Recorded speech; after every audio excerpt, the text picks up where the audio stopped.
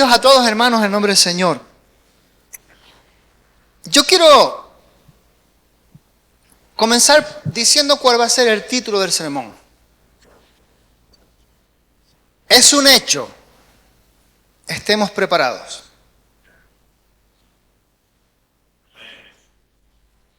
Es un hecho. Estemos preparados. Y vamos a estar leyendo en 1 Tesalonicenses, capítulo 4, versos 13 al 18. Ya la semana que viene predicaremos de 1 Tesalonicenses 4 desde el 1 en adelante, pero hoy me he saltado yo un poquito el orden.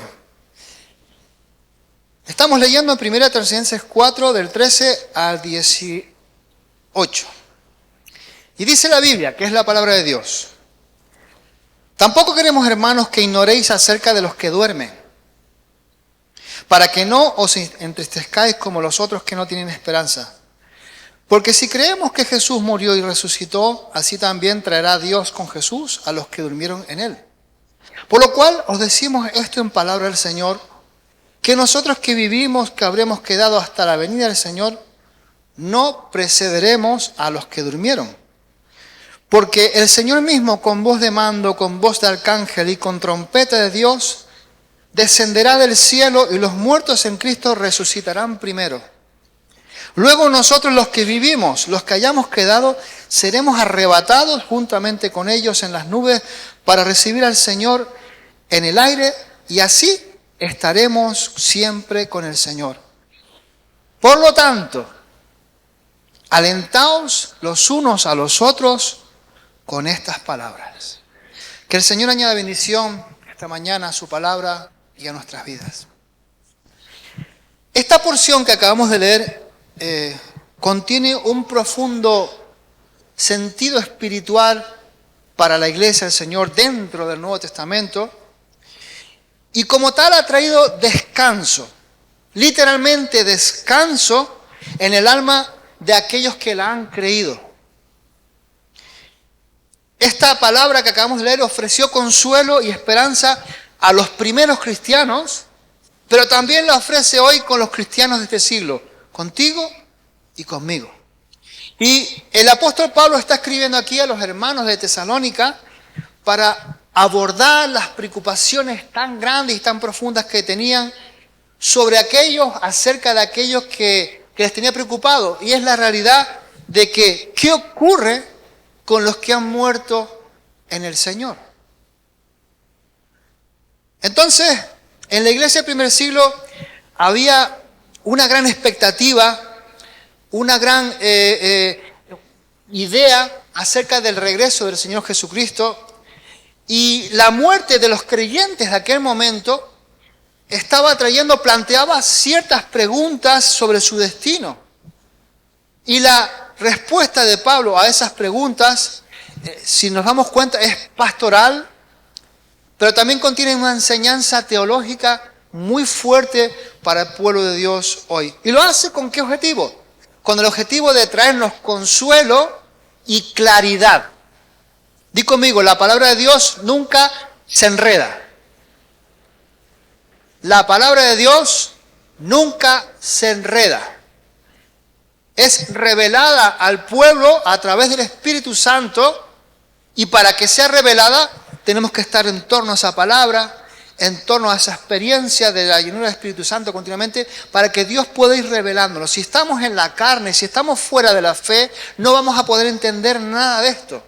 Podremos filosofar, pero cuando un hijo o una hija de Dios tiene conciencia de que Dios habita en su vida a través del Espíritu Santo, estas revelaciones que trae la palabra no solamente quedan aquí, sino que bajan a nuestra vida y producen el efecto necesario: consuelo y enseñanza, claridad en nuestra vida.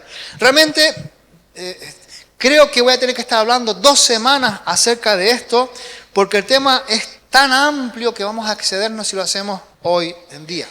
Entonces, como hemos visto hasta ahora, Pablo elogió a la iglesia de Tesalónica porque era una iglesia verdadera, una iglesia poderosa, una iglesia de fe. Y hoy a menudo a las iglesias se les da la autenticidad, se mide su autenticidad ¿Por qué? ¿Bajo qué criterios? Bueno, el primero de ellos es por su tamaño en número. Cuanto más crezco, mejor iglesia soy, más verdadera soy, dicen ellos. También por su influencia en el mundo digital, en las redes, en el YouTube, en el Instagram, en el TikTok, en el Tacatic, en el TikTok, en todo eso. En todo eso que está ahora por ahí, la influencia es grande y entonces ellos se miden por esa circunstancia. También por la calidad que pueda tener el edificio. También ellos miden su crecimiento a consecuencia y su validez como iglesia por el número de ministros que puedan tener y sus diversos ministerios. Bueno, personalmente creo que eso no tiene nada de malo, siempre y cuando eso no sea un fin, sino un medio para cumplir el propósito de Dios.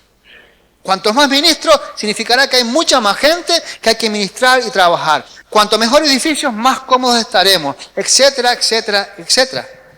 Pero Pablo, al hablar con la gente de Tesalónica, pues al prepararlos para el retorno de Jesús, nos da una serie de señales que nos ayudan a ver la naturaleza bíblica de una iglesia poderosa.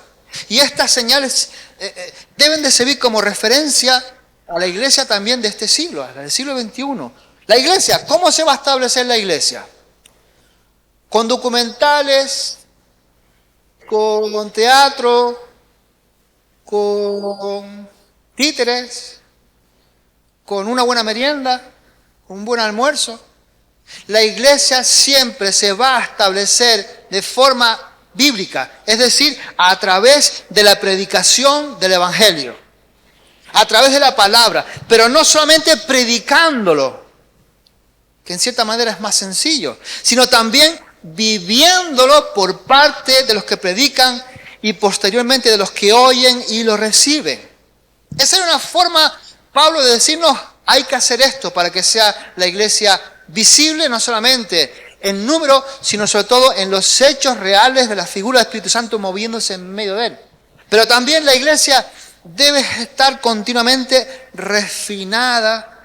La iglesia debe estar continuamente desafiada por Espíritu Santo en su pureza, en su santidad y en el llamado de conquistar naciones. Tiene que haber un reto continuo en la iglesia. No puede quedar el hecho de que nos bastó llenarnos con 150 personas. Dios nos ha llamado a ganar multitudes. Cada uno de ustedes es un ganador de almas porque tienen a Jesús como Señor y Salvador y el Espíritu Santo les está dando poder para llevar a cabo esa tarea. No es una tarea de ministros, de ministras. Eso no es una tarea de superpersonas. Es la tarea de la iglesia, de ti y de mí. ¿Cuántos quieren ver su pueblo cambiado? Levantemos en el nombre de Jesús. Levantémonos en el nombre de Jesús. También la iglesia debe de estar, una iglesia sana, una iglesia buena, una iglesia poderosa, debe de estar buscando crecer cada día en el asunto de la vida espiritual. Cada día. Pero también deseando bendecir a los que no son creyentes a través de sus testimonios y a través de sus dones. No invadir la mente de aquellos que nos escuchan con teología y más teología, sino simplemente decir lo que el Señor ha hecho en tu vida y en mi vida y exponiéndolo a la gente de que eso es posible también para tu vida. Predicando de forma sencilla. Y es muy interesante el hecho de que Pablo y otros apóstoles, pues, no se quejaron nunca, ni pusieron quejas ni condenas a algunas iglesias por no haber crecido numéricamente. No hubieron quejas de Pablo, ni de Pedro, ni de ningún otro apóstol porque no crecieran numéricamente. Pero a menudo sí exhortaban a las iglesias por no crecer en la pureza, en la santidad de su conducta. O también en el conocimiento de cosas espirituales. Les bastó lo que tuvieron ayer, ya no anhelan nada más. Eso es un peligro para la iglesia del Señor. Una iglesia verdadera, de amor y de bendición y poderosa, estará siempre expectante a lo que el Señor nos puede decir hoy, mañana, pasado y el otro, renovando nuestra mente, renovando nuestra propia vida. Entonces, hermanos, las iglesias locales y poderosas y que influyen de forma grande en medio de la población son iglesias que viven y que dan a conocer el amor del Señor Son iglesias que buscan causar impacto en medio de los pueblos donde estamos, con nuestros barrios, con nuestras ciudades, con nuestros pueblos, a través de nuestros testimonios, poniendo en escena así los dones y los talentos que tiene cada uno de ustedes y que tengo yo. Eso es una iglesia viva, una iglesia que anhela al Señor. Y esas iglesias locales buscan crecer, anhelan crecer en el conocimiento del Señor y en sus enseñanzas, preparándose para uno de los eventos más anhelados de la iglesia del primer siglo y después también. Lamentablemente, tiempo después, esto fue aflojando y la iglesia fue contentándose en los templos, en los retemplos, en las jerarquías eclesiásticas y todo esto. Pero esto, hermanos, no puede vivir de esa manera. Nosotros estamos llamados a ejercer un sacerdocio poderoso en medio de los pueblos, hermanos, y esas enseñanzas que estamos adquiriendo a través del Señor, hermanos, van a traernos mayor gozo y alegría, y tenemos que tener en cuenta que hay una enseñanza que no debemos dejar dormir, y es la del regreso del Señor Jesús. Esa enseñanza debe ser viva, debe de estar siempre en nuestra perspectiva, debe estar siempre anhelándose por parte nuestra. Entonces, di conmigo, el Señor viene pronto. Di también a tu hermano, no sé cuándo, pero volverá. Amén. Entonces, ante esta porción que hoy hemos leído, quisiera que hoy saliéramos convencidos plenamente de que para ese día, el día de su regreso, tendremos que estar preparados, muy preparados y sin ningún tipo de dudas o de temores. Bueno, ¿cuál fue el problema que tuvo aquella joven congregación? El versículo 13 nos lo dice. Tampoco queremos, hermanos, que ignoréis acerca de los que duermen, para que no os entristezcáis como los otros que no tienen esperanza.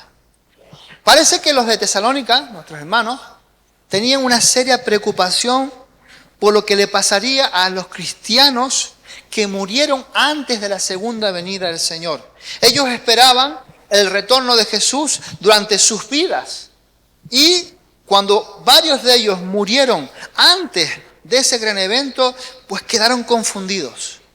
No sabían qué estaba pasando, no entendían, se preocuparon por lo que les pudiera pasar a ellos mismos. No lo entendían.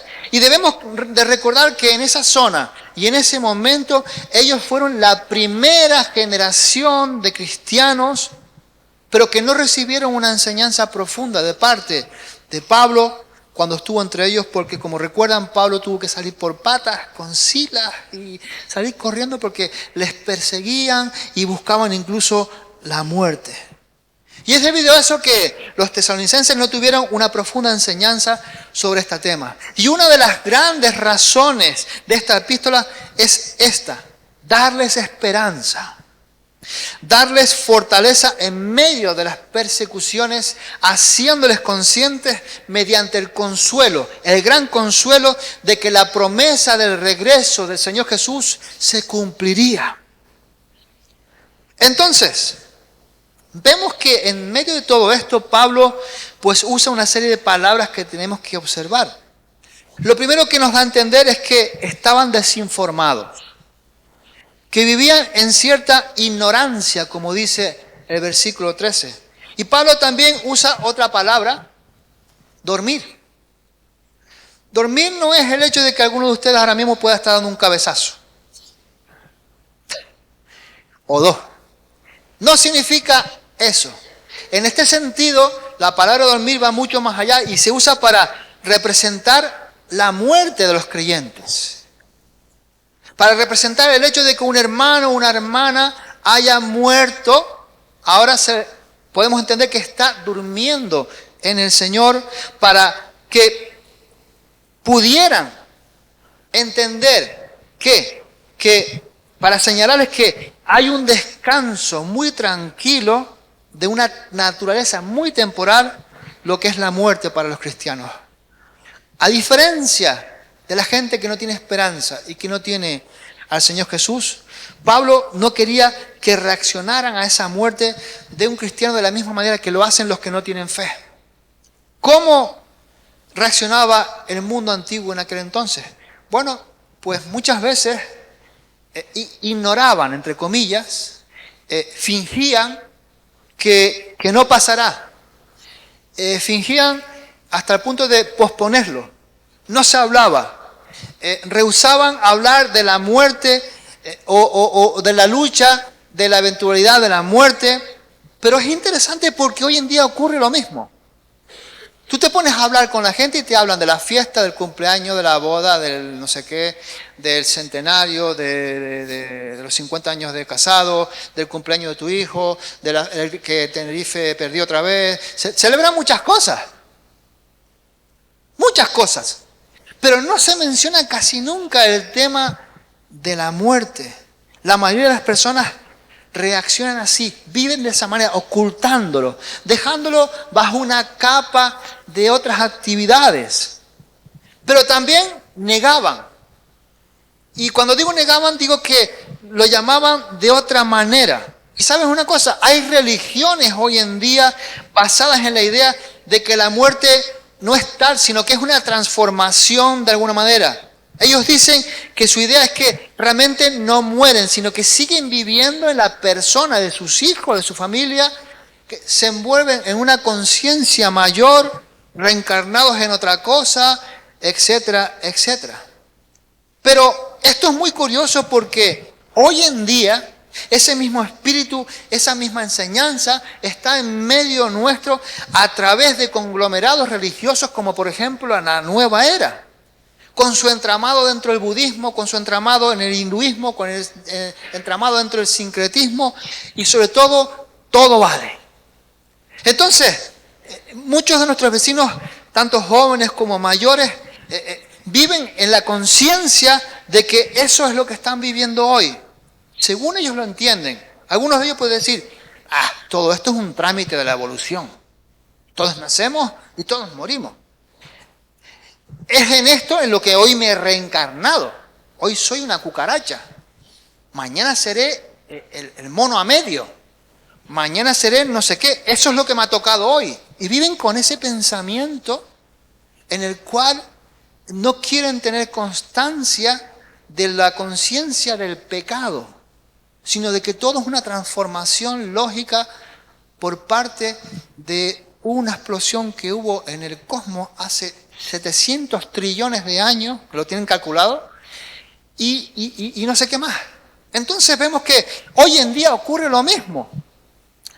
Pero querida iglesia, si de algo tenemos que estar seguros hoy, es que esas personas sí que necesitan algo, y necesitan a Jesús, no como una conciencia superior, sino como al Rey de Reyes y al Señor de Señores en su vida.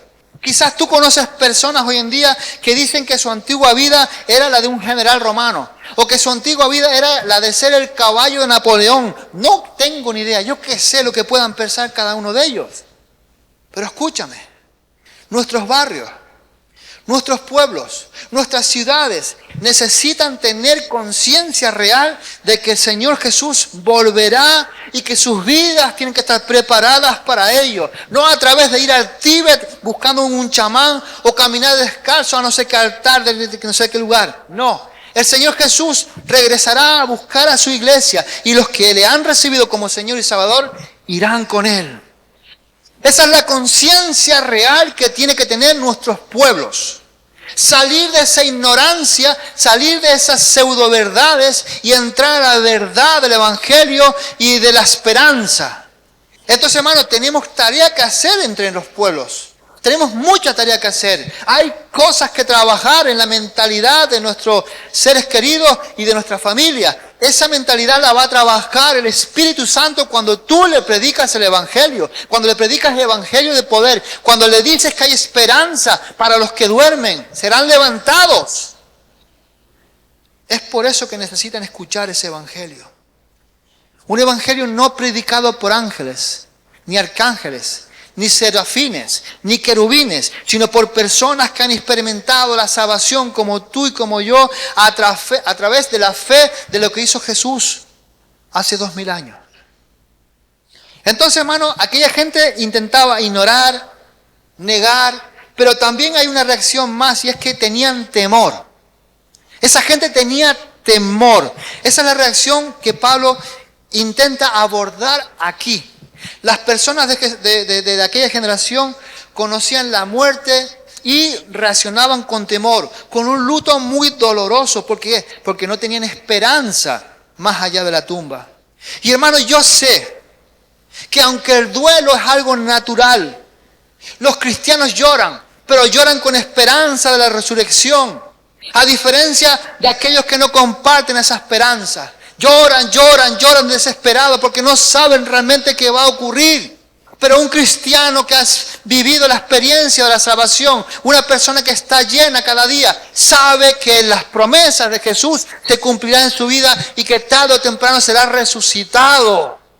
Gloria a Dios. Y vemos, hermanos, a Pablo con ese corazón pastoral. Quería que se informaran acerca de la muerte y lo que pasaría con aquellos que son cristianos cuando mueren. Los hijos y las hijas de Dios, di conmigo, no deben ignorar, ni negar o temer a la muerte. ¿Por qué? Porque a no ser que el Señor venga antes, todos sin excepción pasaremos ese trámite. Todos. Ahí no van a valer las mangas, ni las cuñas. No sé cómo se dice en vuestros países, pero los resortes, como dicen ahora modernamente. No sé, ahí no va a valer nada de eso. Ni el hecho de que seas un funcionario del Estado, ni el hecho de que seas un trabajador privado, ni el hecho de que tengas una herencia grande, no va a valer para nada todo eso. Entonces, muchos cristianos de hoy en día también tienen que abrir sus ojos y sobre todo nuestro entendimiento y ver exactamente lo que le pasará a un hijo o una hija de Dios, eliminando todo tipo de dudas, eliminando todo tipo de temores. Entonces, di conmigo, vivimos con una esperanza que está anclado en nuestro corazón. ¿Y cuál es esa esperanza? Lo vemos en 1 Tesalonicenses 4:14. Porque si creemos que Jesús murió y resucitó, así, de esa misma manera traerá Dios con Jesús a los que durmieron. ¿Quiénes son los que duermen? ¿Los que dan el cabezazo? No, los que han fallecido en ese momento. Los que están esperando la llamada. Los que están esperando ese momento que oigan un sonido peculiar que ahora veremos y serán levantados en el poder de Dios. Entonces, los cristianos tenemos esperanza después de la muerte. ¿Lo creemos? Ese rollito del muerto al hoyo y el vivo a no sé dónde, eso no está con nosotros.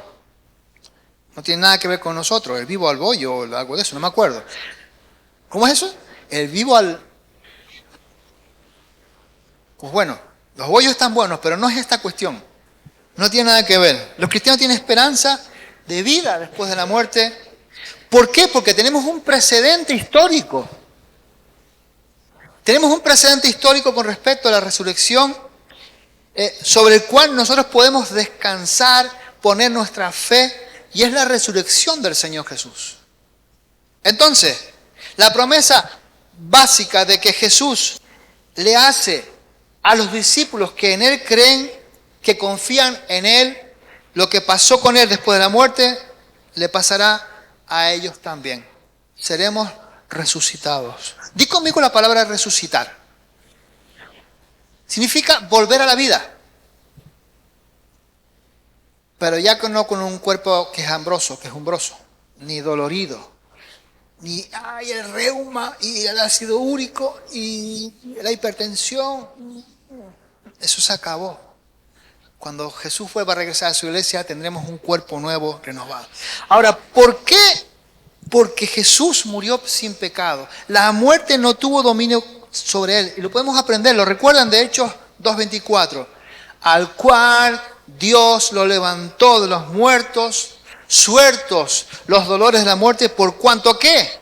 Porque era imposible que fuese retenido por ella. Gloria a Dios.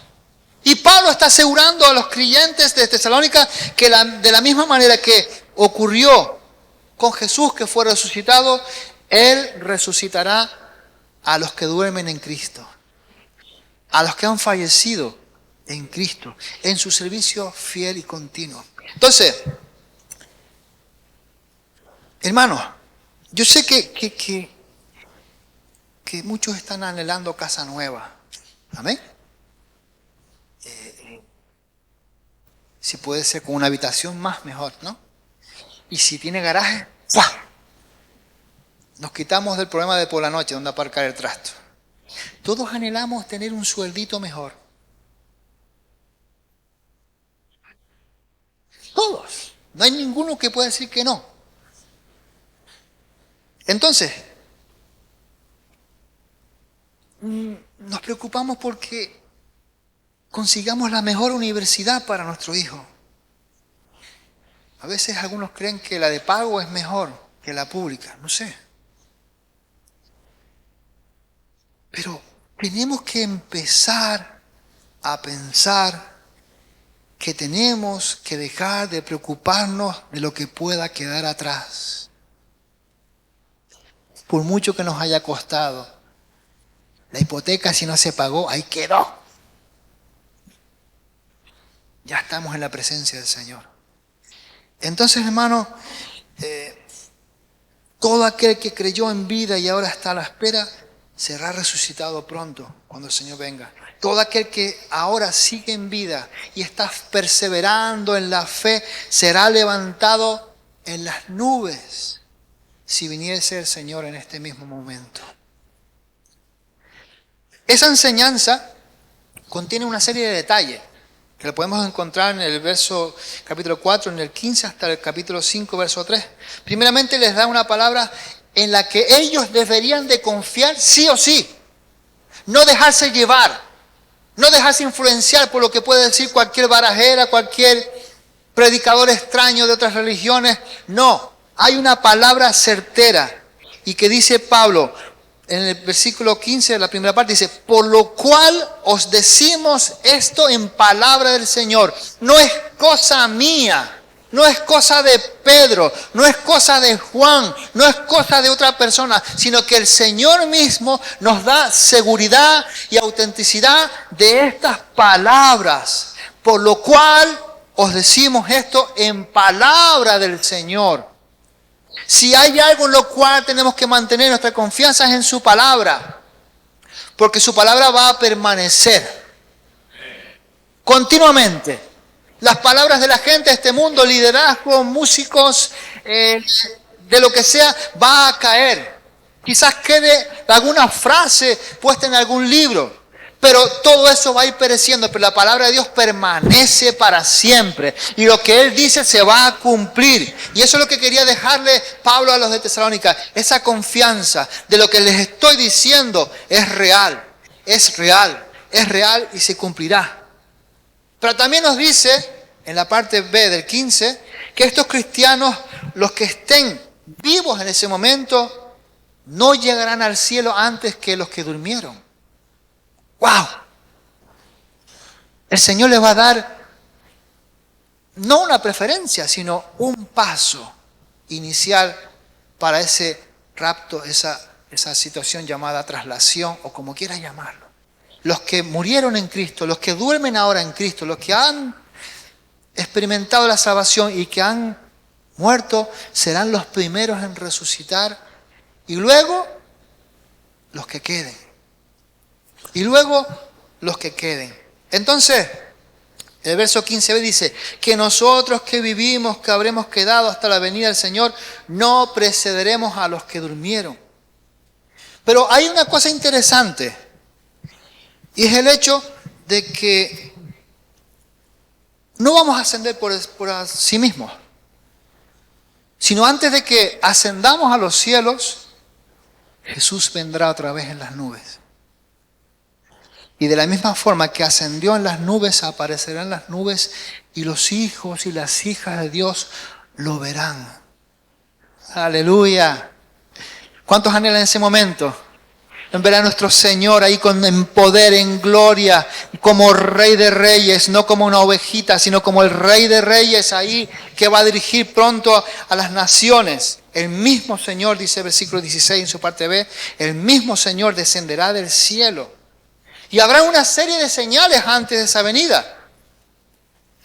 El versículo 4 dice, primera parte, porque el Señor mismo, con voz de mando, con voz de arcángel y con trompeta de Dios, voz de mando, voz de arcángel y voz de trompeta de Dios.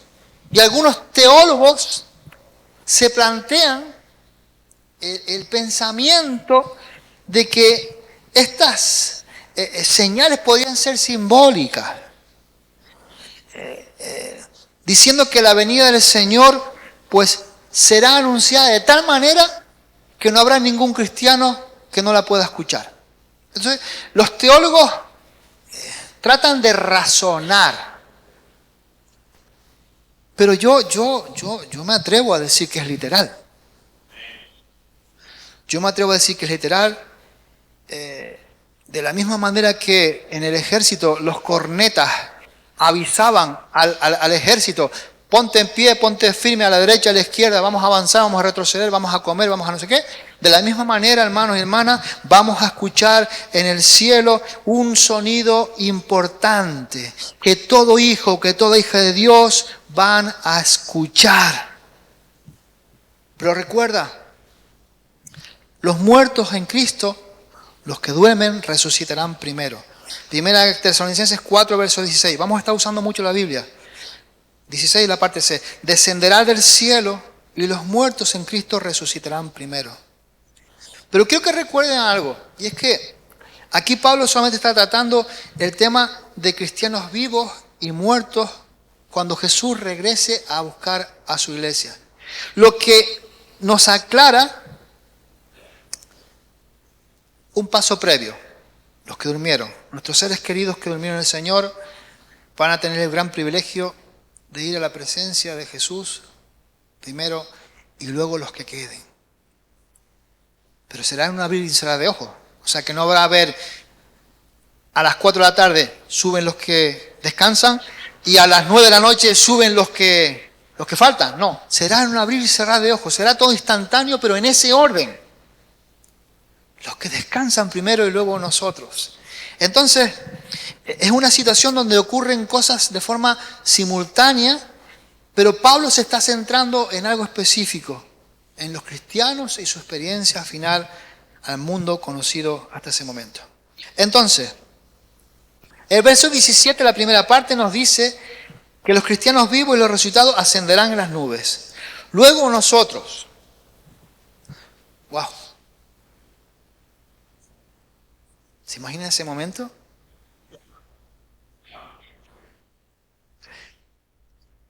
No sé cómo, pero ya no vamos a ir con la camisa Volcom, ni con el jean. No sé qué vestiduras nos aparecerán de repente, pero vamos a subir a la presencia del Señor. Y de la misma manera en que Jesús ascendió en una nube para regresar al cielo, los cristianos vivos, los resucitados, ascenderán también.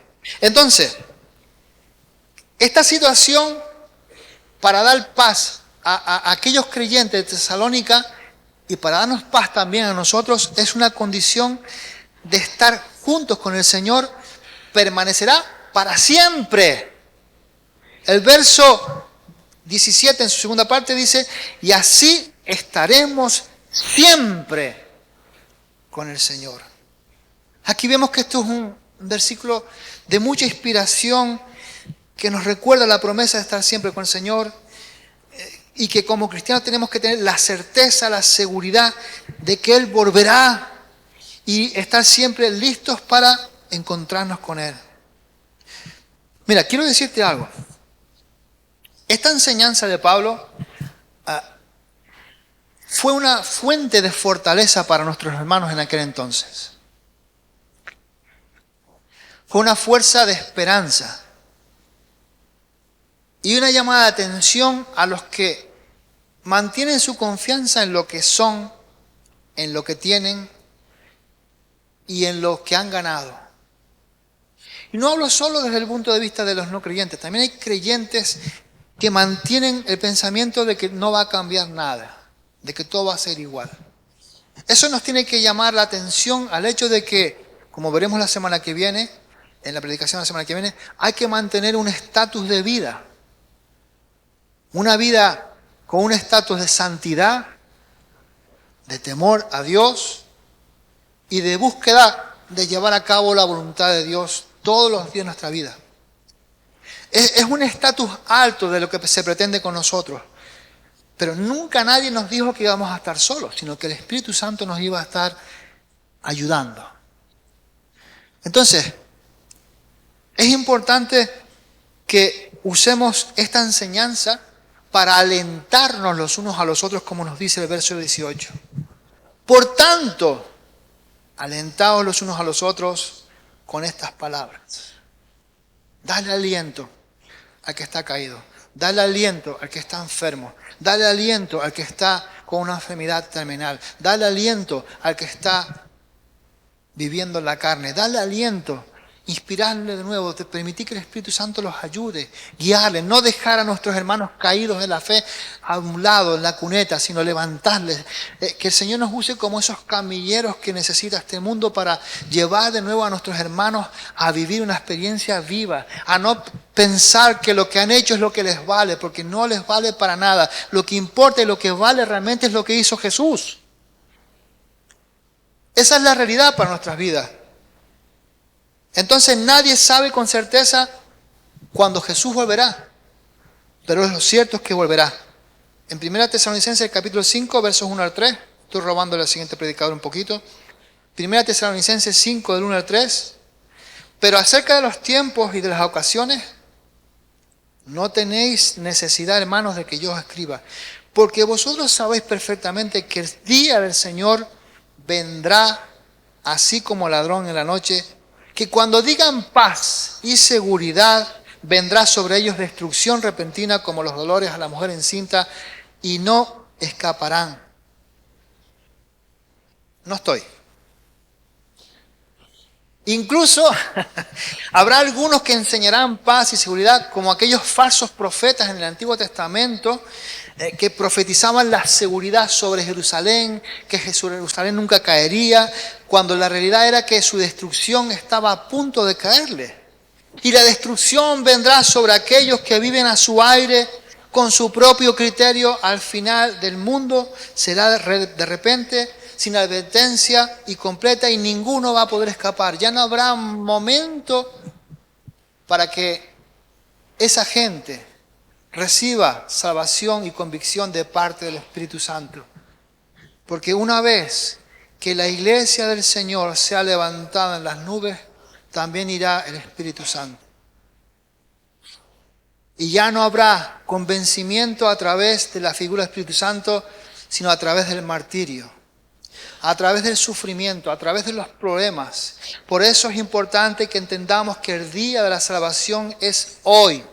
Porque mañana no sabemos qué va a ocurrir. Mañana llegará el momento que ya no habrá tiempo, a no ser que sufras muerte a consecuencia de haber creído en Jesús en ese tiempo donde no va a estar el Espíritu Santo. Hoy es tiempo para ti, para tu vida, para cambiar. Tenemos que estar preparados para el regreso de Jesús en cualquier momento. Debemos de vivir con la certeza de que regresará y que tenemos que estar preparados para encontrarnos con Él. Entonces, hermanos, para concluir, vemos que el tema central de 1 Tesalonicenses 4 hasta el versículo 3 del capítulo 5 es la esperanza de la resurrección y también la del regreso de Jesús a buscar a su iglesia. Esta esperanza no contiene exclusivamente una enseñanza teológica, sino que trae sobre nosotros consuelo.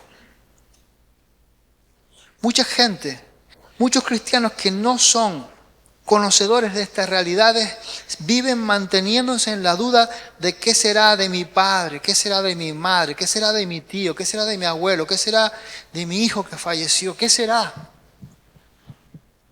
Esto nos da seguridad de que los que durmieron en Cristo serán también resucitados. Serán también resucitados. Nos llama a nosotros como creyentes a vivir con una perspectiva distinta, no en lo terrenal, sino una perspectiva fijándonos en lo eterno, en lo que realmente tiene valor para nosotros, enfrentando todos y cada uno de los desafíos con confianza y ser un estímulo de mutuo ayuda los unos para con los otros. Cuando ves a tu hermano que está cargado, cansado, atribulado, oye Juan, recuerda que no estamos solos. Recuerda que en esta lucha está el Señor con nosotros. Recuerda que todas sus promesas se van a cumplir. Y que todo esto que estamos pasando ahora, persecuciones, hambres, guerras, lo que sea, quedará en nada cuando venga y escuchemos el sonido de la trompeta. Seremos levantados, seremos bendecidos completamente. Entonces, este mensaje de Pablo sigue resonando a través de los siglos, ofreciendo un profundo recordatorio del poder de la transformación, de la resurrección de Jesús y el glorioso futuro que espera a todos los que le pertenecen. Por lo tanto, tenemos que vivir cada día con esa mirada hacia arriba. Yo me acuerdo en la escuela, en el seminario, que teníamos una profesora. En ese entonces estaba en la escuela dominical. Yo cuando estaba en la escuela dominical tenía una profesora que le encantaba hablar de la escatología, de los momentos finales. Y entonces esa mujer, cuando le tocaba hablar de Jesús resucitado y que volvería, hacía así, y los ojos le brillaban, su rostro se cambiaba por completo porque parecía que lo estaba experimentando. Esa es la forma en la cual tenemos que estar esperando al Señor Jesús, porque viene pronto. Dile a tu hermano, viene pronto. Estemos preparados para ese momento. Viene pronto, gloria a Dios. Tenemos que vivir cada día con esa mirada hacia arriba, con un corazón lleno de esperanza, pero sin dejar de trabajar con el deseo de que mucha gente de nuestros barrios también sean partícipes de ese encuentro con el Rey de Reyes y con el Señor de Señores. Tenemos una tarea enorme, la de mantenernos firmes, pero también llevar este evangelio de esperanza a los que están afuera. Que voy a lanzar un reto. Háblele a una persona hoy de Jesús, en esta semana. Ora por él, ora por ella. Y asume el reto de invitarle a un grupo de hogar, a venir a la iglesia el viernes con los jóvenes, a venir a la iglesia el domingo a adorar. Haciendo eso estarás cumpliendo con la gran comisión y estarás llevando a cabo el gran ministerio que tuvo Jesús de predicarles a todo el que encontraba a su lado.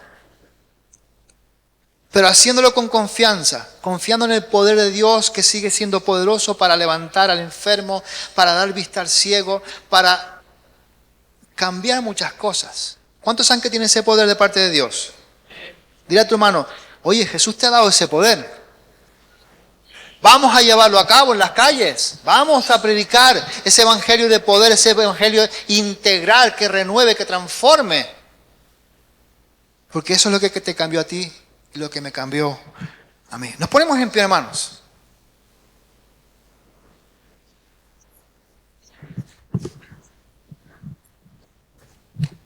Yo quisiera que los músicos suban.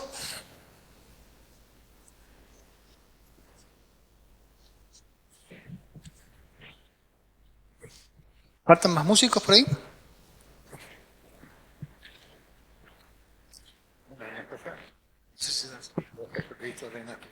Vale. Y después al final...